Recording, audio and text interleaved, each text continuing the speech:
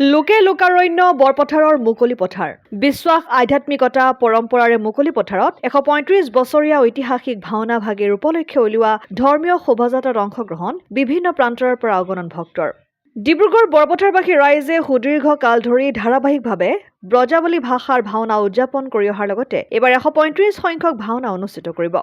প্ৰায় 3 বছৰৰ অন্তৰে অন্তৰে অনুষ্ঠিত কৰি অহা এই ভাওনাৰ এক অন্যতম বৈশিষ্ট্য তথা লোকবিশ্বাস যে ভক্তি প্ৰেম শ্ৰদ্ধা আৰু আন্তৰিকতাৰে এগছি বন্তি জ্বলাই সেৱা তথা প্ৰাৰ্থনা জনালে ভক্তৰ মনোবাঞ্ছা পূৰণ হয়। অতীজৰে পৰা এই বিশ্বাসক লৈ ফল লাভ কৰি ক্ৰমে অধিক জনপ্ৰিয়তা লাভ কৰিবলৈ সক্ষম হৈছে। সেই বিশ্বাসৰ বাবেই বৰপথাৰ কমাৰগাঁও ভাওনা আৰু সাংস্কৃতিক বিকাশ কেন্দ্ৰৰ 135 সংখ্যক ভাওনাৰ স্থলীত এক অভূতপূৰ্ব পৰিৱেশ বিৰাজ কৰাৰ লগতে আবাল বৃদ্ধ বনিতা সহ সহস্ৰাধিক লোকৰ সমাগম হয়।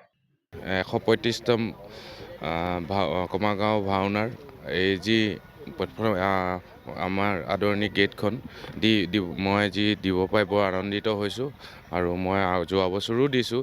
মই প্ৰতিটো বস্তুৱে তুলনা এটা ভাবি লৈছোঁ যে কি শংকৰদেৱ আগৰ বছৰ মই নাৱৰ আৰ্হিত বনাইছিলোঁ, যেনেকৈ শংকৰদেৱে নাৱত গৈ ধৰ্ম প্ৰচাৰ কৰি মাজুলীত যি দেখাইছিলে তাৰ লগত এইবাৰ মই মুখাৰ শিল্পৰ লগত সংগতি ৰাখি সেইকাৰণে মুখাক ৰাখি দিবলৈ বিচাৰিছোঁ। যেনেকৈ যিটো হৈছে সেনেকৈ আমি প্ৰয়াস কৰি আছোঁ আৰু সেইকাৰণে মই বৰ আনন্দিত ইয়াত গেট বাগি দিব পাই।